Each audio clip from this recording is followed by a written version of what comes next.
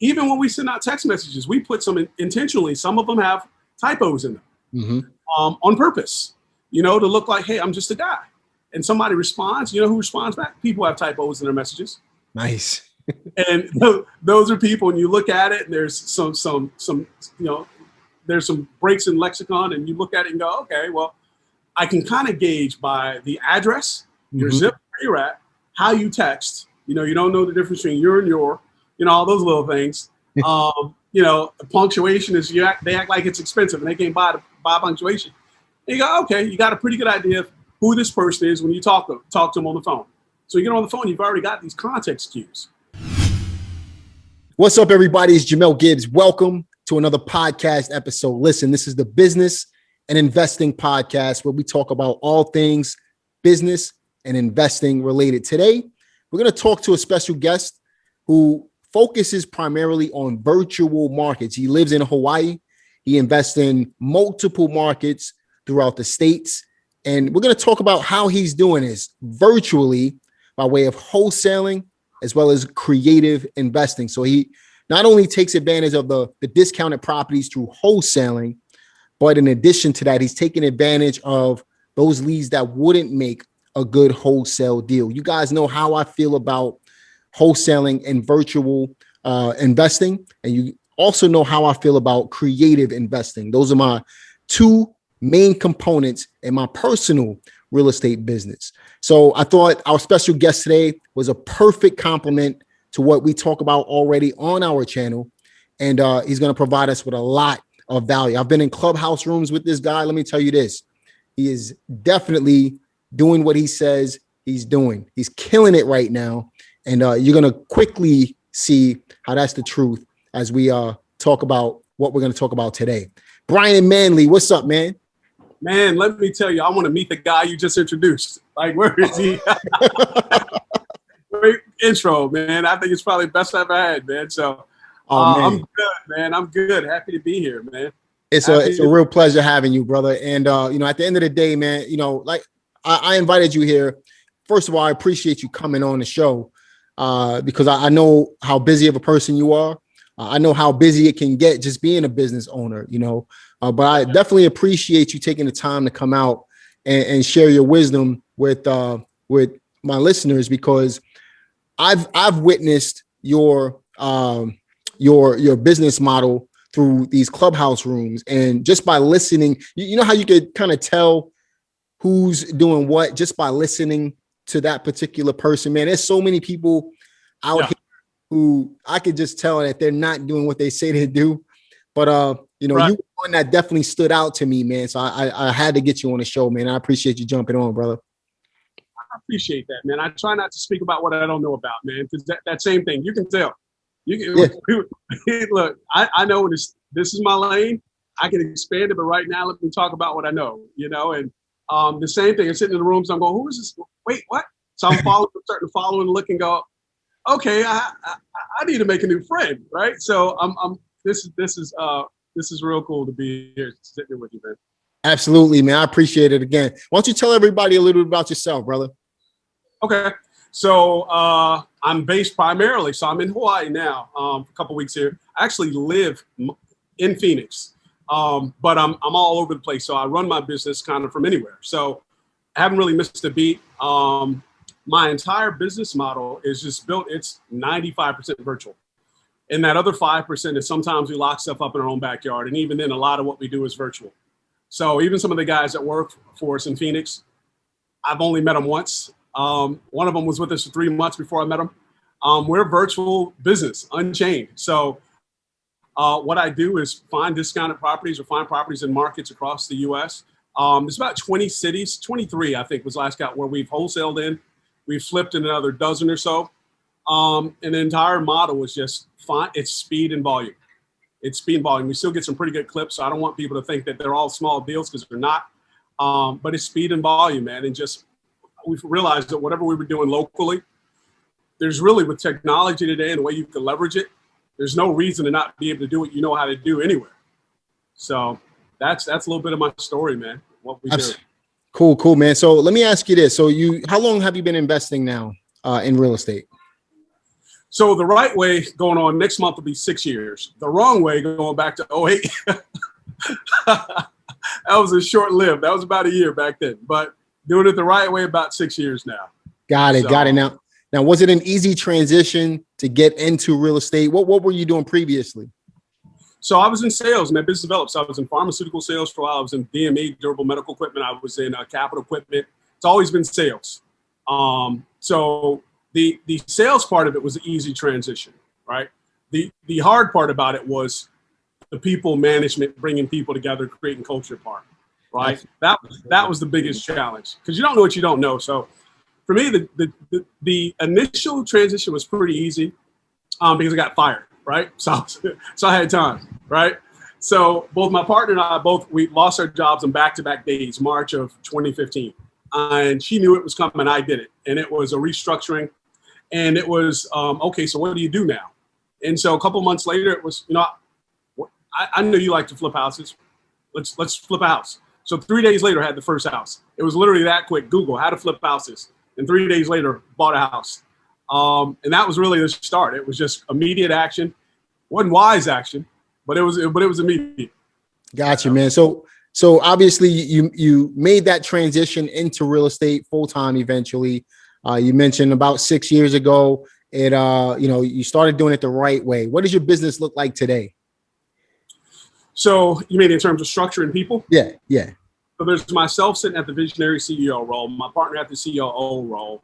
We've got an executive assistant sitting at her right hand.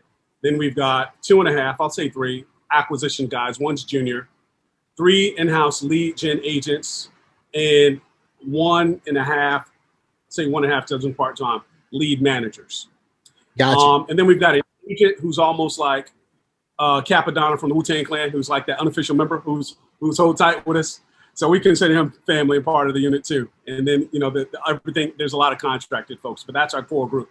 Love it, man.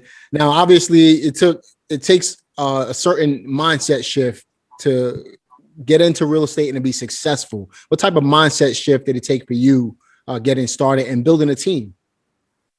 Man, I'd say the main thing is you got to believe in compounding efforts, right?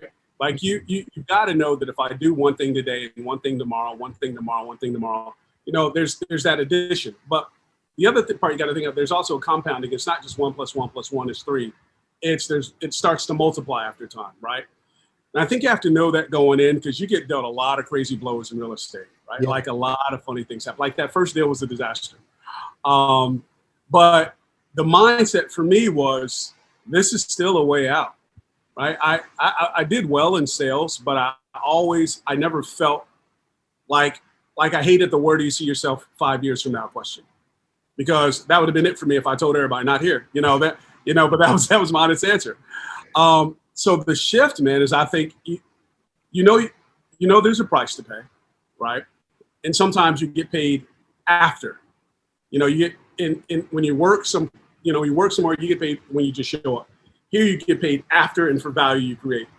And I think the shift was just, you have to keep going. Even when that paycheck doesn't come, you have to say, I know I'm doing the right things and they compound. And I can't predict when that uptick will go like this. You can't predict it.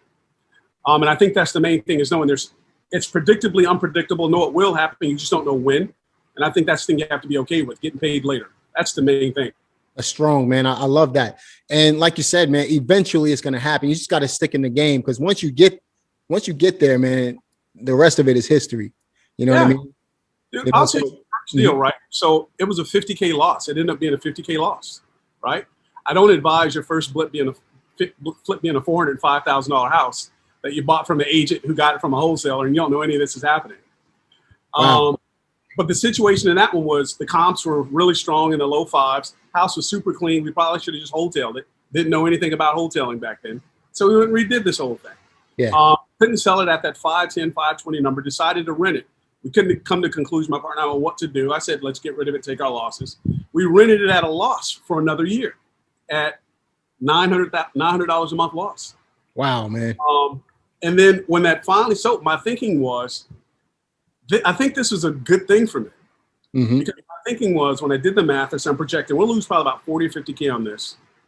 How long would it take you to pay that back if you working at a job?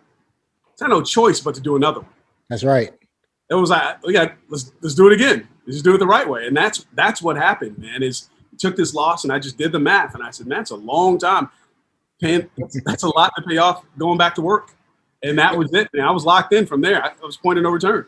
You know, it's funny, man. My first hotel deal, I lost $80,000. Yeah, it was rough. I lost money on 2 deals in my entire 20 years in business, right? One of them, $17,000, and then the other was $80,000. But what? It was crazy, man. And here's the bad part about it, right? So it was a 7-bedroom. The house was 7-bedroom, maybe 4 baths. It was like 6,000 square feet or something crazy like that. And it was in terrible shape. And I didn't realize that when I purchased it. So I believe it or not, man, I bought this house for $65,000, right? And by the time it was all said and done, I put so much money and time into making payments and things like that. I ended up losing 80 grand. I ended up selling at 115,000, but with all of the private funds that I had out and everything like that, I took a hit. Somebody got to steal. Yeah, somebody got to steal, and it is what it is. You know, but you live and you learn, right? Yeah, but, you know what? Everybody gets their day. Like that was the one loss. We've had a couple of flops where I call them hell houses. So there's been 3 hell houses where the profit is little. We just call them hell houses. That's what this was. That's exactly what that hotel deal was, man. Yeah, you could not get rid of it, right? Couldn't sell it to save my life, man. It was what it was. Yeah. I was happy to sell it at a discount. I became the motivated seller. It was hilarious, man. But right? Yeah, man, for sure, man. But what other obstacles? Obviously, we're talking about obstacles here, right? What obstacles did you face throughout your investing career? God, man, I'll tell you, man. I think dealing with people is a big one. Mm-hmm. Contractors, man. We had one. This was hell house number 1, man. And I'll try to keep the story short, man. But I ended up getting sued for $150,000 for a flip. We ended up settling. This is the thing. The one and only deal I ever got from mail. Deal was $150K. Ended up selling it for like $430. But it took so long to get it done. And the way I knew something was wrong is a light bulb went off. I had a contractor. I vetted this guy, right? So I made him send me a bunch of pictures of stuff done. He had to be in the photos of jobs that he was working on. I went to the homes of people's jobs he'd done and knocked on the door and talked to them, right? Nothing on his record. So this guy is golden. He was working on another smaller flip that actually got me into the wholesaling game. That other flip is what started the whole wholesaling thing. And there was a real smart realtor who was also an investor representing a buyer. And he found a whole bunch of stuff wrong with the wiring in the attic. And so a light bulb goes off and I go, this guy's doing a full build for me on another one. Let me go start checking it out. Next thing you know, we're having to hire electricians to come in, break up tile. Anyway, long story short, it had gone under contract. This is the longest inspection period in the history of any house ever. So we ended up giving them like a 42-day inspection period, right? So this thing passes all our inspections, passes their inspections, city inspections, everything's golden. We end up putting like another $40K into fixing some stuff we discovered then just to not let this deal fall apart. The people are living there for about a month and a half. There's an elderly lady slips on some water that leaked out of a pipe, falls down. We find out the guy never connected the plumbing. We have to go back to the house, dig up a line that's about 60 yards long. I mean, it was another $670K, $18,000 in lawyer fees, $10,000 settled. Like it just was dumb. And at the end of the day, we ended up making like $10,000, $11,000 on this house. Wow. That 10 months. And wow. I think, it took 10 months. We had money tied up, making the payments. And I think that one would have put a lot of people out of the game. But I think I was just too young and dumb of the thing to know, like, okay, things are going to happen, right? So, but that was another biggie. There's been like 2 of those that were tough. Yeah, that's crazy, man. That's crazy. I'll tell you, man, but it didn't take you out of the game, right? We face obstacles every day as investors, even being experienced investors, right? But at the end of the day, it doesn't take us out of the game. I just talked about an $80,000 hit. It didn't take me out of the game, right? You talked about a $150,000 lawsuit that didn't take you out of the game. Because where else are you going to go to make this kind of money? Like you're going to face obstacles, where else can you go and get this type of money legally and not have to look over your shoulder? You know, you know what I mean? Right. Look, we probably should talk offline too, right? I can tell some stories there. Yeah, man, for sure. So if we had to give our listeners, let's say, I know we want to talk about virtual investing today. I know we want to talk about wholesaling and creative investing in these different markets. And you're in over 20 different markets at this point, right? So yeah, we've wholesaled in over 20, and then we've got some new ones that we haven't done deals yet that we're now laying groundwork and prepping to start doing deals in them. But we've documented done wholesales in 23.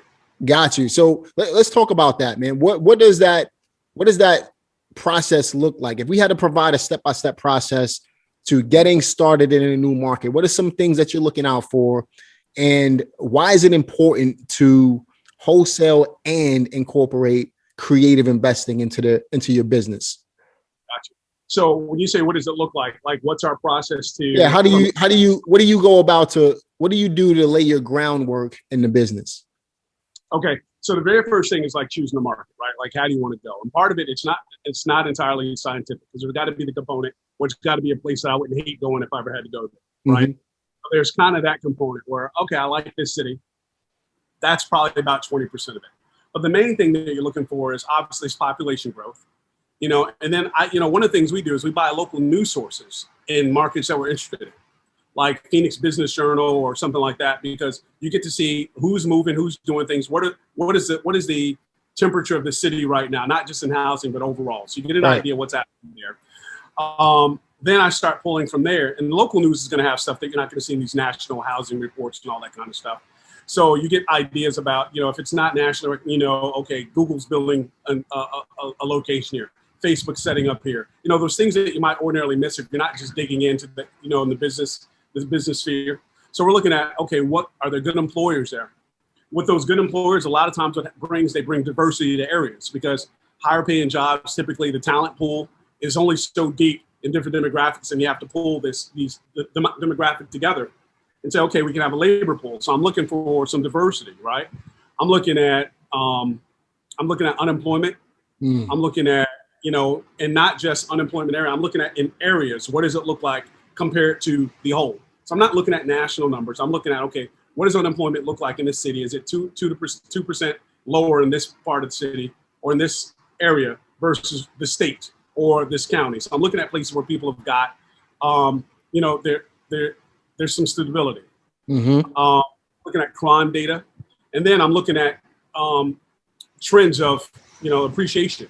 So going back 15 years, what's it look like, that trending? So, and it's different for, if you're looking at like a city over 1 million people, that number is going to be different. It's a smaller number than if you're looking at one for, like 500,000 people. So so we're looking at our tier ones, our tier twos are, we're thinking about 500,000 people, and then 250 and above. It's kind of that we consider those our tier 3 locations. So we know our marketing is going to be different in each one of those. We know our costs are going to be different in each one of those. And that's what we're looking at. Are people moving there? And then the last thing we're looking at, but the most important likely, is then we're using tools to just see, are people buying? Because we don't care how much equity is in the property. Right. We're not in the business of creating markets, right? We're serving markets that exist. And so if we look at data and there's nobody buying in an area, we don't even entertain it.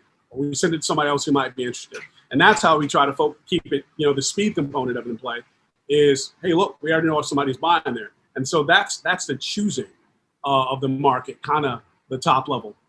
Got you, man. So you go into a deep dive into the market.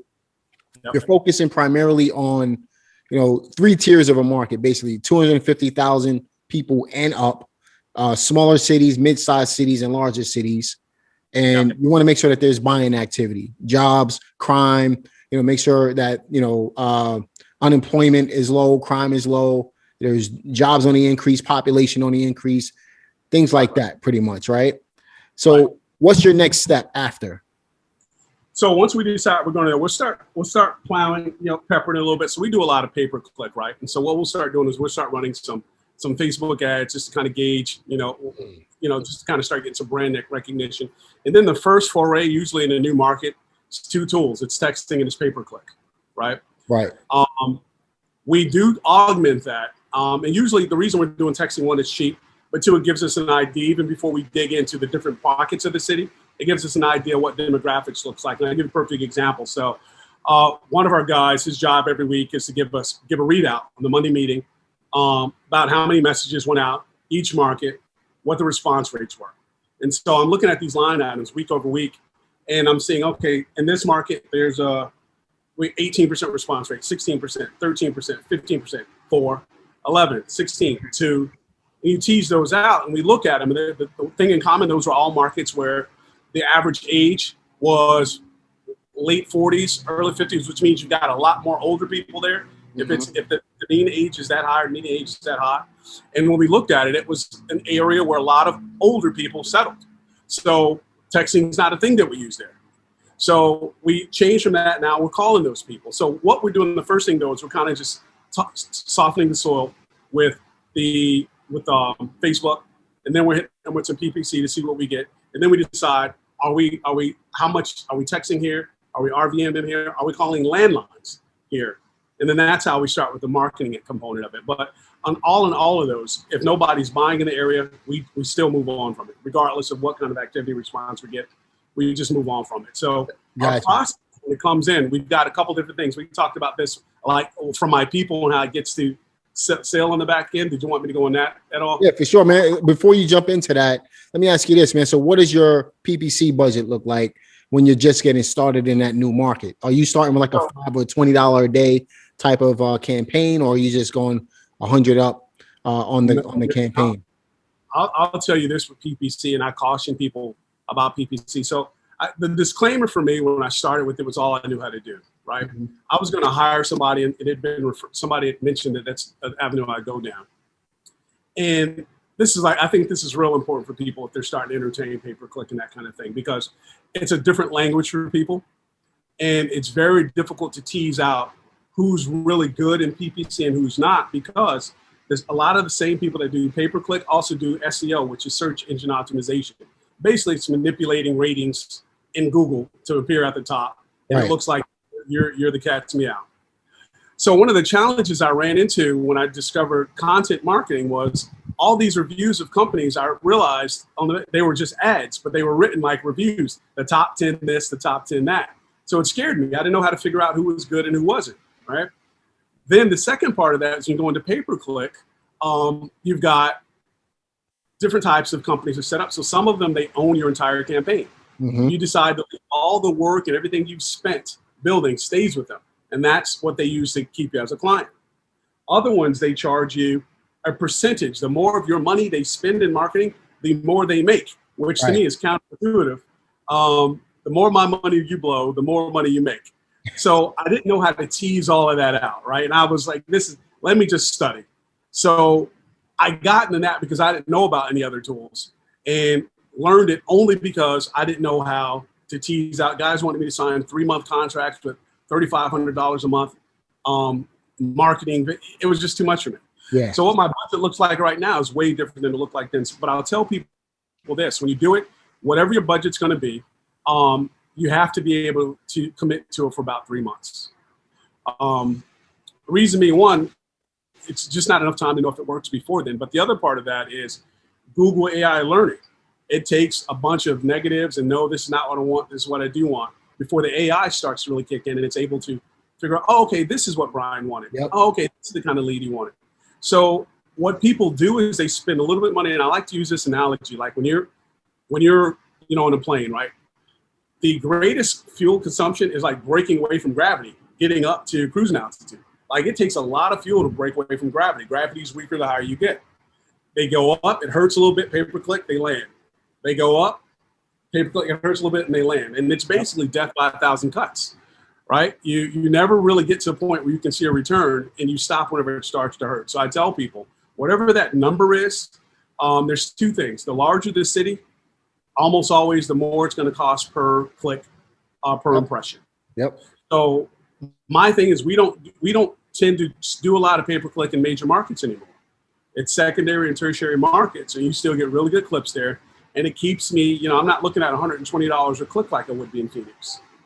right? Right. And so that's the first thing I caution. But I would say if a good budget, I wouldn't even begin to start to do it if I couldn't do about $3,000 a month. Got you. Great answer, man. Now, what type of lists are you texting to when you tap into these markets? Are you going after an aggressively motivated seller list or more of a absentee or vacant property owner type of list where you're going to build that relationship over time?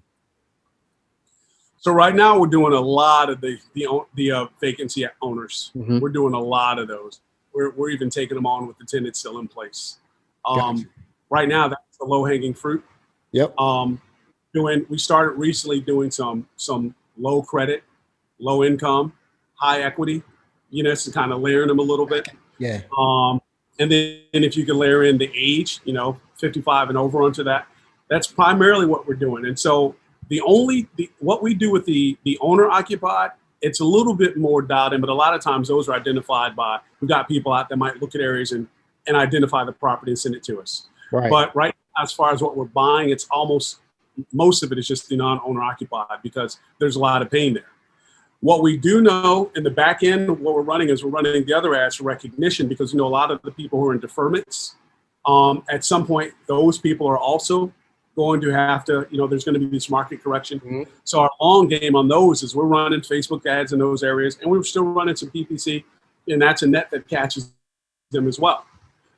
So we use our list primarily for the outbound stuff and retargeting and for the actual owner occupieds, which are some of your best pops too.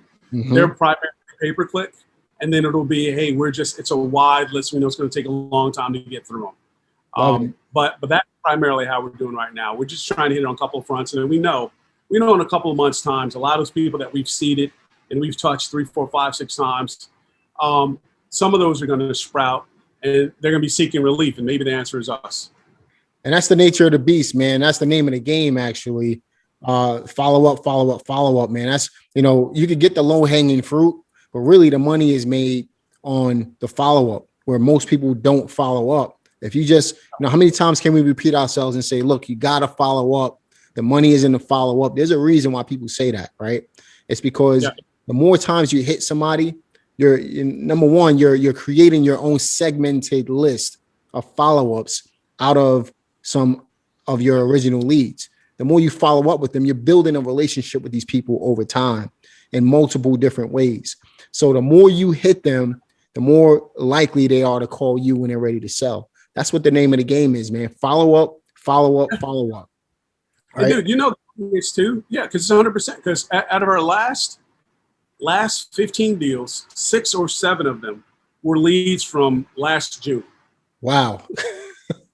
Wow. That's awesome, man. So you got the market in place. You drop the seeds, the bait to see what type of activity you're getting. Obviously, if you're getting an 18% response in one market and a 2 in the other, you're going to drop the 2 and stick with the one that has the higher percentage rate, the higher response rate. So what are you doing after that once you find these deals? So when they come in, so there's a few different ways they might come in, right? So I'll tell you the process, like if they're a web lead, and then the process, because that process is different than if it's generated by our lead gen, right? Mm-hmm. So when our web leads come in, the acquisition managers, they now get text. They come through, they get a text, they're notified immediately there's a web lead. Our rule around here is you get 5 to 10 minutes to call. If after that 10 minutes, it's fruit rotten on the vine, it's open season, and everybody else got that same text, right? So move to them quickly. They're divvied out in a round robin by our lead manager. So a web lead comes in, it's one's for you, one for you, one for you, one for you. That's how web leads are handled. Right. Leads that come in from cold call or somebody else texting, they come in through a lead gen. They're categorized whether they're going to be hot, cold, or warm. Only hot leads bypass the lead managers, go directly to acquisitions, right?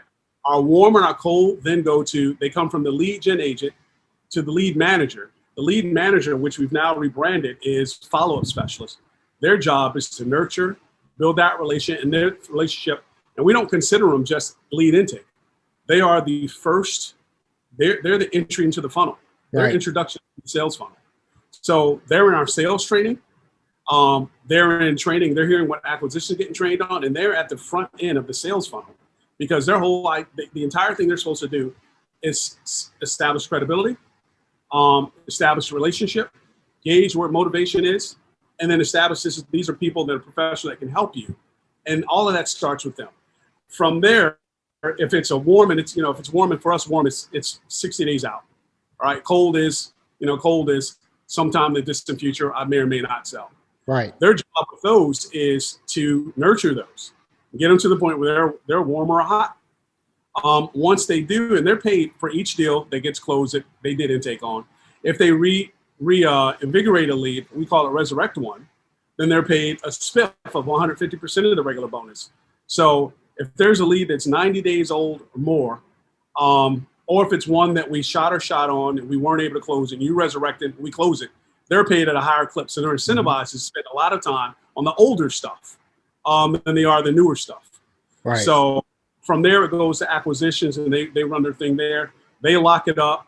The contract then goes to transaction coordinator, and the transaction coordinator and discipline on the back end sell the deal. Got you, man. Now, just to take a step back for a second, what does your initial text message look like when you're just planting seeds?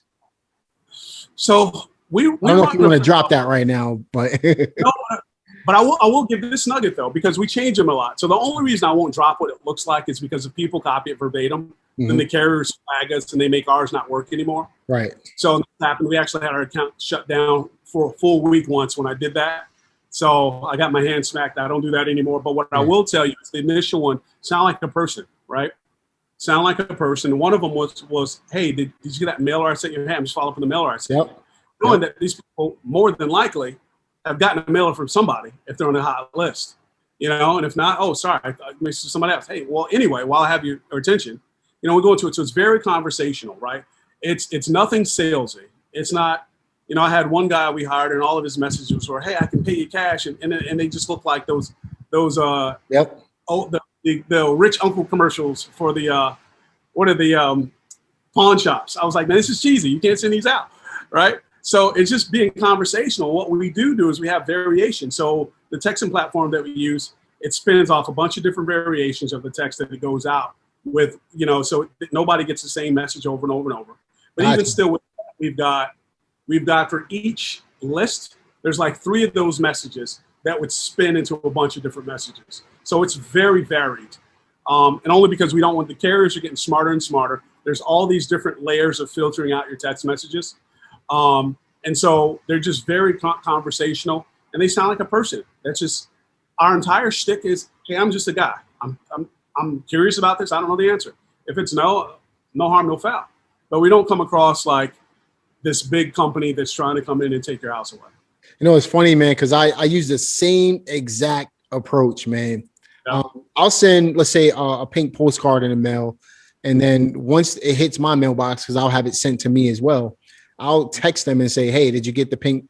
Did you check your mailbox today? There's a pink postcard in there, or a pink letter, pink envelope in there. Do me a favor, check it and call me back, or text me back. So you almost sounding like the non-salesperson. That's what you want. You want to be the person, not the sales guy. You know what I mean? Right. So I love the fact that you mentioned, hey, did you get the mailer? Right. And, because check this out. So I tell my guys, like, we even practice stuttering and utterances in our talking, right? Yeah. I'm a guy, right? Like, I could say trimethoprim sulfamethoxazole, right? I was a sales guy, right? Mm-hmm. But when I'm talking to people, I gomer it up.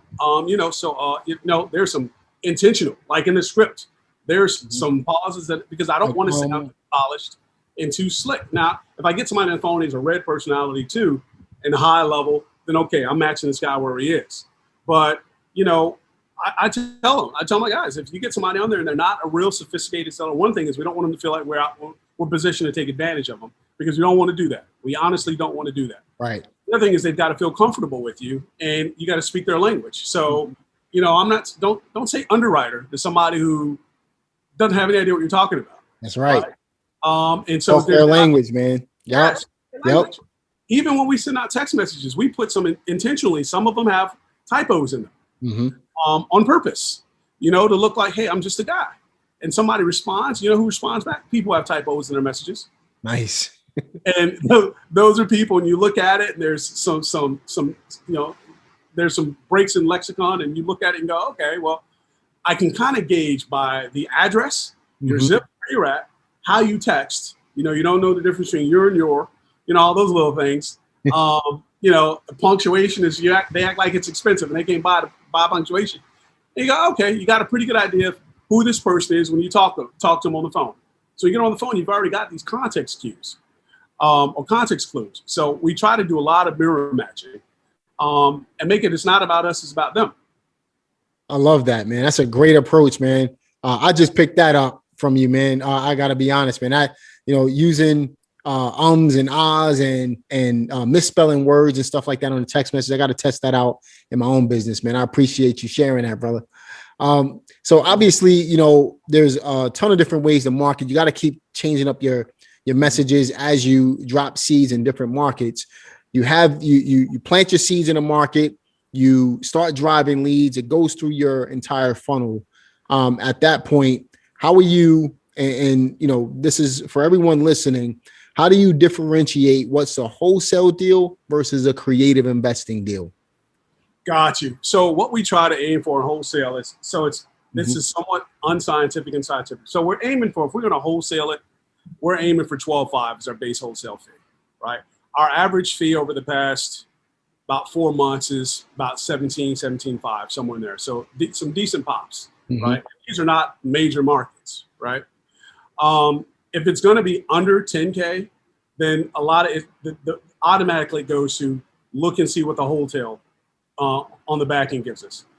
If it's skinny in a wholesale, a lot of how we figure out whether or not we're going to take it down and do something is how labor intensive is it. We do that same thing with assignments. So say, for example, it's an assignment, it's going to be 5K. I'm looking at how many hours of my guy's time is it going to take to close this thing and lock it up. How complicated is it? If you're more than a couple of hours and there's a lot of moving parts, we give it to somebody else. We don't spend time on it.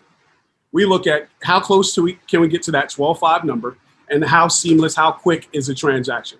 So if it takes, I don't like my guys to spend more than about 4 hours on the lead. You figure you spend that time and you get your 10, 12 pop, great. Because what I'm also thinking about is we have a good lead flow. What leads are you leaving that you're not getting to because you became a prisoner of hope and you thought, okay, I saw this one assignment and I'm going to spend 15 man hours on a $3,000 assignment. That was the situation that actually happened, and it was mind-blowing. But sales guys always think everything's a deal.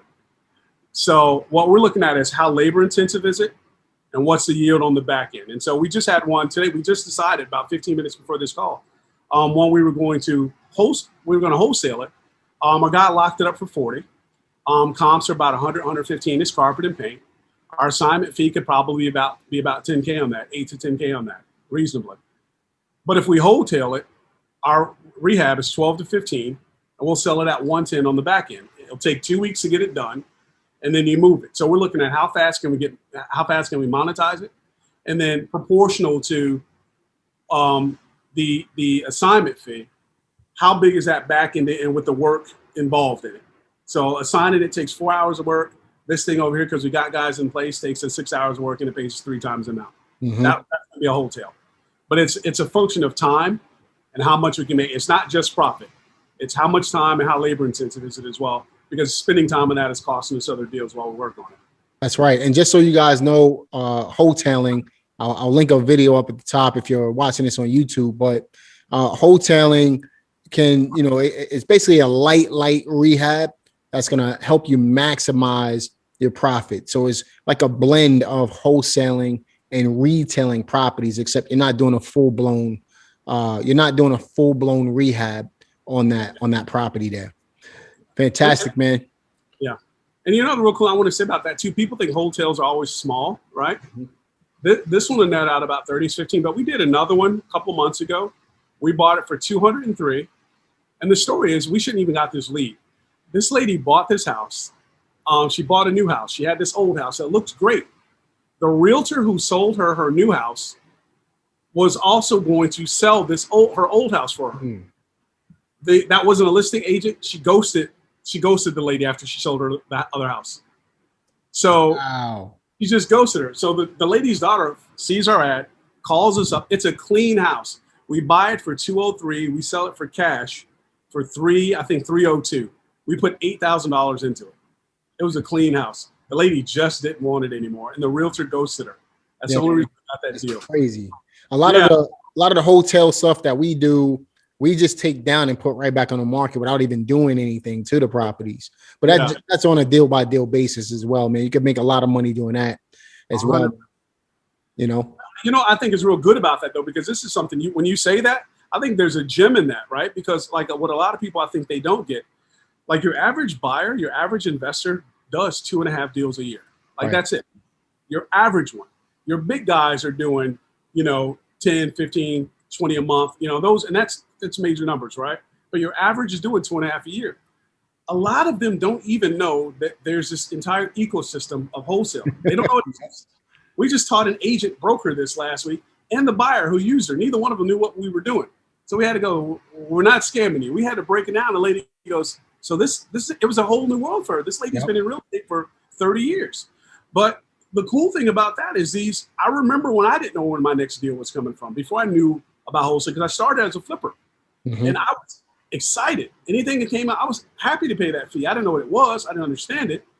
But I knew I couldn't find deals.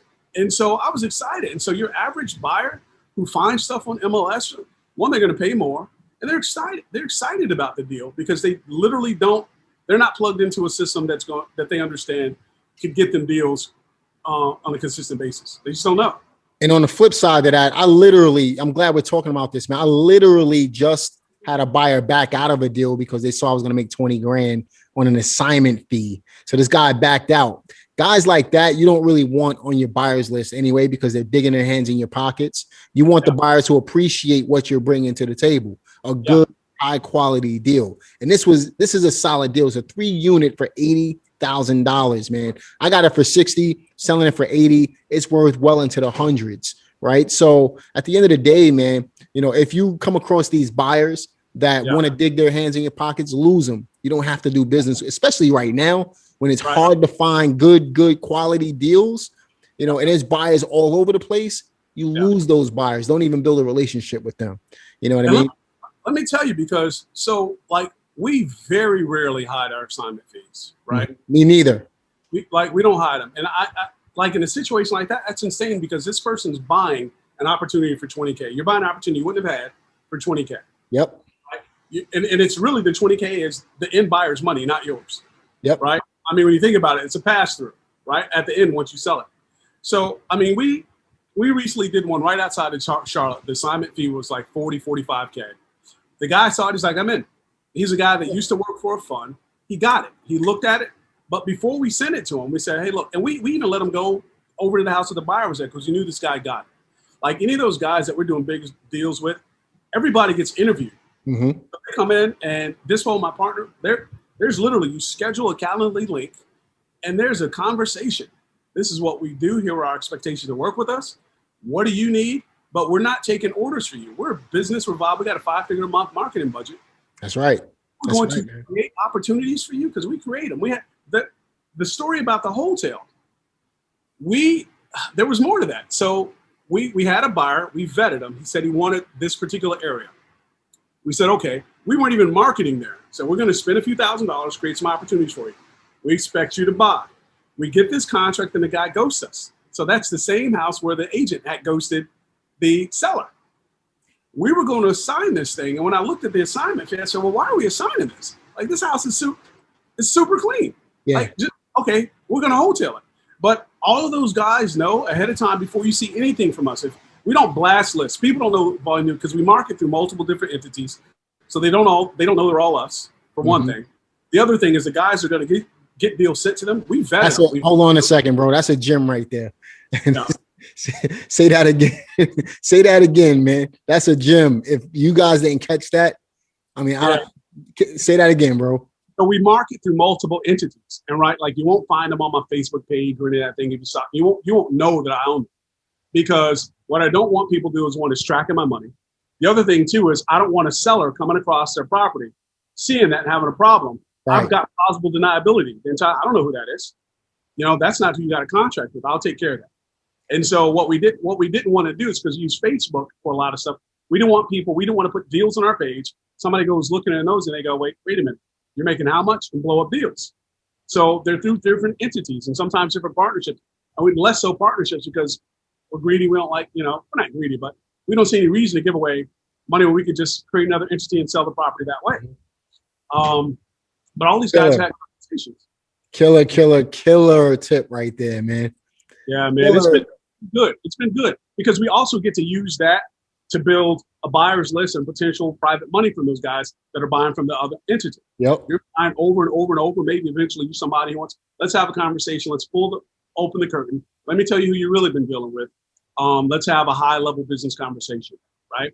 So you've dealt with this arm for a while. This is who we are. So yep. a lot of it is just conversation. It's a business person's conversation. We don't go to them, hey, well, what are you looking for? We say, look, this is what we can do. This is what we do. Here's a long list of properties that we've done. Here are the nets. We track everything. We track properties from 5 years. We track everything and say, look, this is how things have played out. We follow them on Zillow so that old properties that we sold and we wholesale, when somebody resells it, it gives us a notification that we say, oh, okay, 1408 Keswick just sold for this amount. We wholesaled it for $40,000 2 years ago. It pops up. Now we have that and say, look, these are the kind of deals we put out. These are the spreads that people get when they buy deals from us, right? If you want to be a part of that, these are the preconditions to being on our preferred list. The expectation, though, is when I send you exactly what you said you're looking for in the area you're looking for, and I've already spent my money, that you buy it. Another killer tip, man. Zillow. Come on, guys. That was, if you didn't catch that, rewind this podcast and listen to that part again, man. That another killer tip. Like DJ Khaled says, man, another one. Another one. Yeah, another man. One. I won't do the work of remembering, right? And you just follow it and it sends you. And this just happened to me 2 days ago. And I said, oh, okay, that's what that finally sold for. I get to not use the mental bandwidth of trying to remember to go look at it. I just set it up in the tool. I lean heavily on technology, right? Yeah.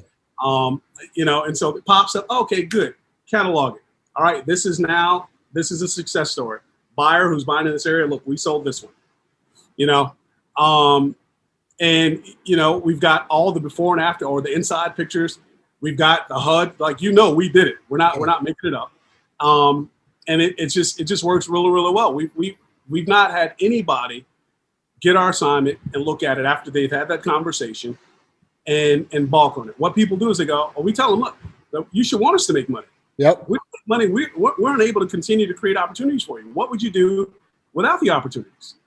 That's right? Because on the flip side of that is, what about the month where I've spent $30,000 in marketing and I didn't get my multiple return that I need to on that.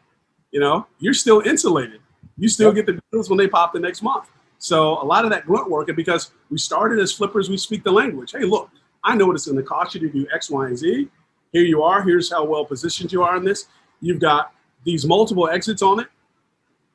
It's a business person's conversation, and there's no pushback. I started off as a flipper as well, and then I got into wholesaling after the fact. It seems like a lot of the successful wholesalers started off as a rehabber first, and then kind of segued into wholesaling. But going back to your point with the multiple companies, I just recently had a situation like that where, I have multiple companies as well. I was using one company to purchase the property. The seller calls himself fishing the deal and trying to bump the price up while I had it under contract. He didn't know he contacted my company again under a different name. You know what I mean? Yeah. So we literally played the two companies against the seller to let him know, look, we're the biggest game in town. Yeah. So if you're not playing ball with us, you ain't playing with nobody. Sellers live, man. I say this all the time. We want to assume everybody's operating with the best of intentions. Yeah. But I can't tell you how many stuff like that. I can't tell you how many stories like that I've seen where I just go, yeah, this is the game. This is what it is. And the way I reconcile that, I say, if I was in a distress situation, what might I do? Right. And that's how I make peace with it. And I'm okay with it. And okay, just go through with the transaction. But sometimes I could turn around on them because they call that another company lowballs them. And it's like, I don't think I want this as much. So if you open a can of worms, that sometimes you can get that, man. Absolutely. Absolutely, man. Now, look, this has been an incredible conversation, man. A lot of gems dropped on this podcast, man. We really appreciate you. You are really not holding back, right? So obviously we can't cover everything on virtual wholesaling and creative investing in a short period of time on a podcast. So if our listeners wanted to get in contact with you, how can they do that? I'm going to tell people right now, go to Facebook, right? You saw I'm terrible with Instagram, right? Like I just started using it. The whole message thing, I never see when they come in. But I am getting better at checking them. I'm gonna have somebody helping me to look through those. But both Facebook and Instagram are good. I just tell people, be polite if you see something out. If you're rude, like I'm kidding, not kidding, I'll probably ignore you. But like, hey, give me those messages. Probably just I don't get to them. Yeah. I'll probably be starting a group sometime soon. I've got a bunch of things in the works, but I like to do things right. But in the meantime, right now, that's it, man. Just Facebook and Instagram. Cool, man. Might take me a little time because I kind of feel like when I do things like this with you, that's my time to give back to people and when I get on Clubhouse. And then the other time is my time. Although I do sometimes make time to go in there. Something moves me and I try to get back to folks. But I do stuff like this, man, to try to, more so because I've laid low for the past few years. I've not really wanted to be seen or talk to anybody. Just I wanted to get laser focused and build a thing out. But that's how you can get me, man. Be cool. I'll be cool and go from there. So I'm going to link Facebook, Instagram, and Clubhouse in the description box as well. Just so if you want to get in contact with Brian, you want to ask him a few questions, or you just want to see what he's up to or what he's doing. Make sure you check out the links in the description box in order to get in contact with him. Really quick, man. Are you reading any specific books right now? I am. So one of them are kind of different level books, man. So How to Be a Good Boss. Because I think I'm a pretty damn good boss, but I could not be. I could be terrible. Like I don't know. Like so I'm getting feedback from there. I'm reading that one. I'm revisiting Traction because we're making some changes. Rocket Fuel. There was like 4 of them. I'm looking at because some next step things. Complete MBA for Dummies. And then I'm reading one it's called Homo Jew. It's by the guy that wrote Sapiens. It's some other book that's completely not related to business, but those are the 5 that I'm doing this with right now, man. Cool, man. I'll link them in the description box as well. Now, listen, Brian, if you had to give our listeners any last words, man, what would that be? This is the gem I tell everybody, and I couldn't mean it more. If you're in the prospect and business looking for properties, man, you're looking for problems, not properties, right? It is the ultimate mind hack. So when you get call reluctance, you don't feel like picking up the phone. I've been in sales a long time, right? And sometimes you don't want to, right? So I tell my guys, you're looking for problems and not properties. And what that does is it releases the stress. If you ever feel that, hey, I'm trying to talk people into doing something, it alleviates that. You're looking for a problem. Mm-hmm.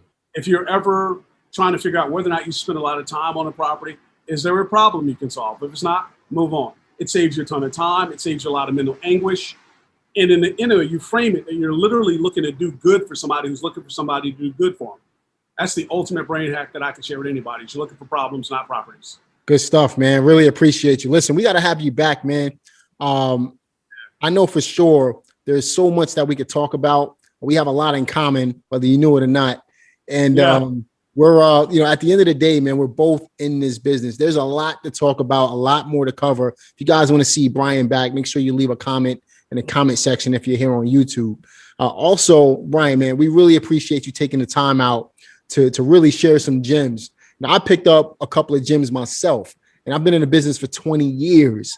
So that goes to show how long or how much you can learn just by talking and listening to other people as well, because everybody has a different approach in business, right?